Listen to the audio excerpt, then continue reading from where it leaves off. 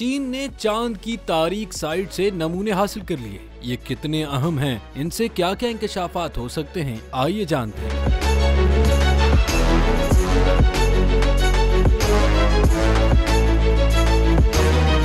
25 जून को Chang E6 mission के एक कैप्सूल ने चांद के तारीख हिस्से से इकट्ठे किए गए 1935 किलोग्राम नमूनों को जमीन पर पहुंचाया, जिसके बाद चीन ऐसा करने वाला दुनिया का पहला मुल्क बन गया है। चाइनीज अकेडमी ऑफ साइंस में महफूज किए गए नमूनों से चांद की तारीख और निजाम शमसी के राज जानने की कोशिश की जाएगी। चांद का ये खित्ता जमीन से नजर नहीं आता और रोशन हिस्से के मुकाबले में काफी मुख्तलिफ है। इन नमूनों से चांद के बनने, अर्जियाती तारीख और दीगर खलाई इवेंट्स के बारे में जानने का मौका मिलेगा। इसके अलावा स्पेस एजेंसीज को चांद पर इंसानी बेसिस बनाने में मदद मिलेगी, क्योंकि वो चांद की सतह पर मौजूद वसाइल के बारे में जान सकेंगे, जैसा कि चांद पर पानी की मौजूदगी और आतिशफशानी चट्टान के बारे में मालूमात।